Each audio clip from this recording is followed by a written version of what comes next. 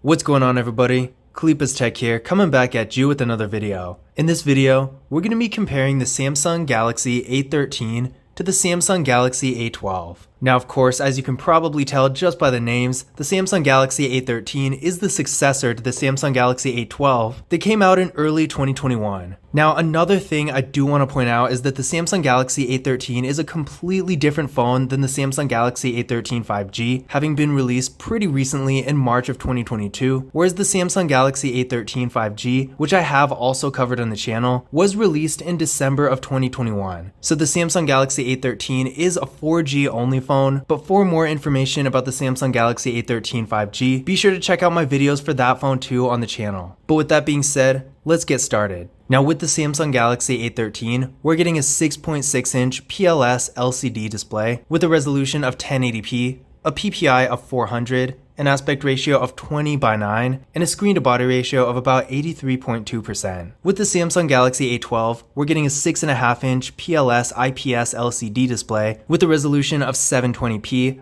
a PPI of 270, an aspect ratio of 20:9, and a screen-to-body ratio of about 82.1%. So between the two, there's definitely been an improvement from the A12 to the A13. I'm happy to see that Samsung did add the 1080p resolution, definitely gives the phone a much better quality image, which is going to be great for stuff like content consumption. They also made the screen a little bit larger with the A13 at 6.6 inches versus 6.5 inches with the A12, and the bezels with the A13 are a little bit thinner as well.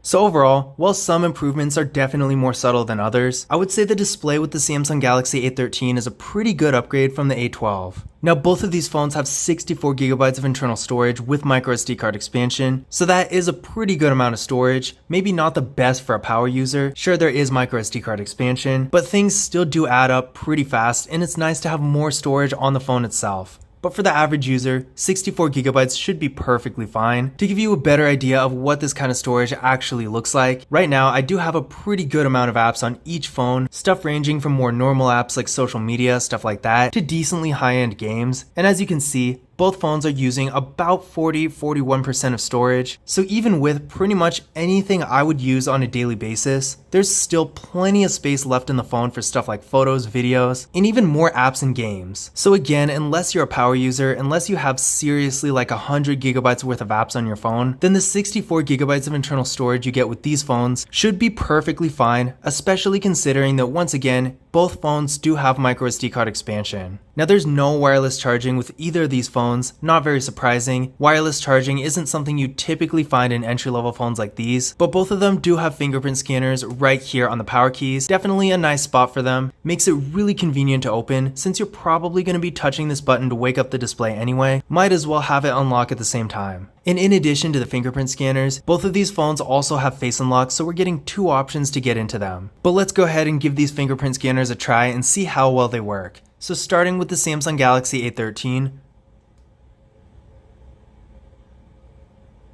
there we go, one more time. And there we go. So as you can see, real fast and responsive, no issues here. And moving on to the A12, there we go, one more time.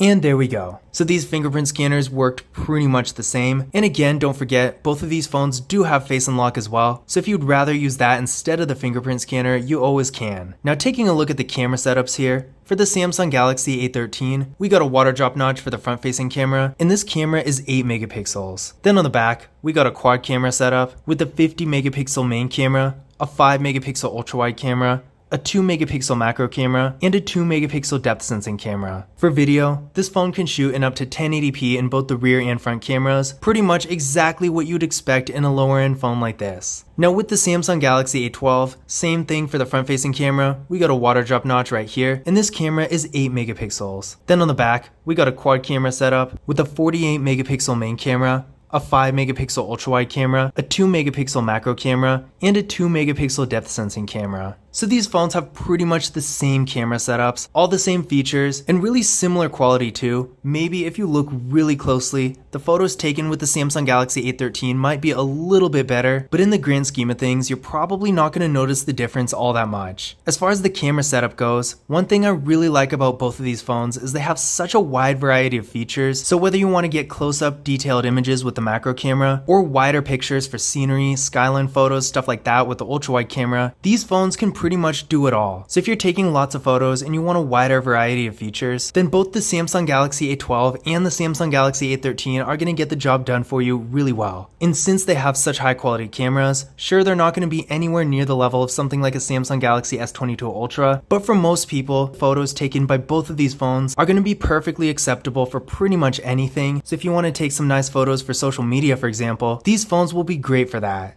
Now internally, the Samsung Galaxy A13 is getting 4GB of RAM with the Samsung Exynos 850 processor. The Samsung Galaxy A12 is getting 4GB of RAM as well with the MediaTek Helio P35 processor. Now I ran Geekbench 5 benchmark tests on both of these phones, and with the Samsung Galaxy A13, we're getting a single core score of 157 and a multi-core score of 586. With the Samsung Galaxy A12, we're getting a single core score of 166 and a multi-core score of 956. So as you can see here, there's quite a big difference. So as far as processing power goes, the Samsung Galaxy A13 is a pretty big downgrade from the A12. And it really is too bad because the A13 does have some really nice features. Like again, with the A13, the display is so much better than the A12. It is a pretty big upgrade, and it's not every day we see a 1080p display in a phone in this price range. The camera setup with the A13 is also super impressive, and honestly in pretty much every way this phone is really remarkable for its price. But the processing power is a huge letdown because that's a really important thing to a lot of people, and I would understand if it was pretty much the same or maybe even a little bit less. But again, just looking at these numbers, the Samsung Galaxy A13 is not just a little bit slower than the A12, it's honestly going to be quite a bit slower. So even though this phone does have a much better display, if you are going to be on your phone a lot consuming lots of content, especially stuff like social media and streaming videos that really benefits from having a lot of processing power, then I would say the A12 might be a better option just because of this difference. Now these phones have the same battery, so nothing's really changed here, with a 5000 mAh battery supporting 15-watt fast charging, so nothing's really changed here, which is good because these phones both have really large batteries that are not only going to give you a ton of life throughout the day, but also for longevity. As the batteries degrade, which all batteries do, you're not going to notice it nearly as quickly with these phones as you would with a smaller battery like maybe an iPhone SE. So if you want a battery that's going to have a ton of life throughout the day, or you want to get the same phone and keep it for a long period of time, either of these phones is going to be a great choice. And in addition to the battery size, the 15-watt fast charging of course is going to help you charge up your phone faster, and that can definitely save you some time if you're in a rush. Now as far as the overall design goes, while there are some things I do like a little bit better with the A13, I don't really think it's a clear upgrade. Appearance wise, I do like that the bezels are slightly thinner, and I really like the look of the camera setup too.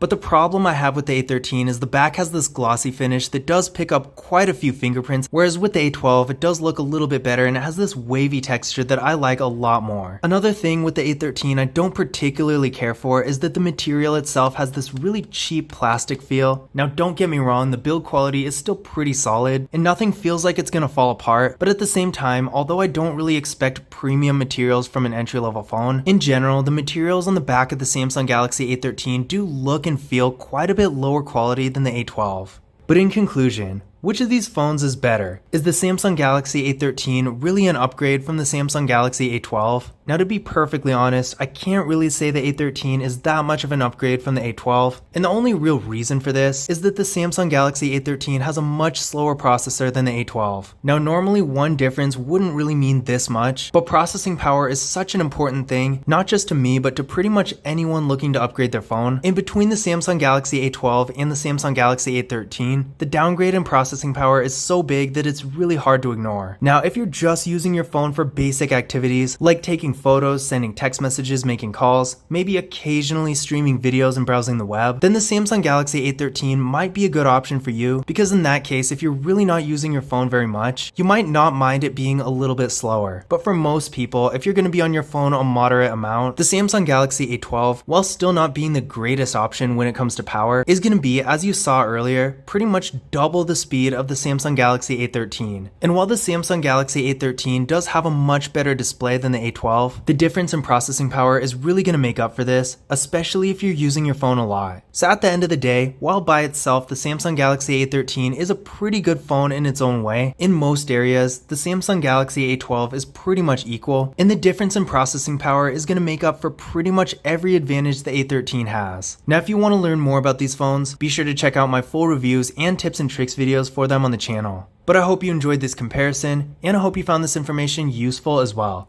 If you did, don't forget to give it a thumbs up and hit that subscribe button. But as always, I will see you in the next video.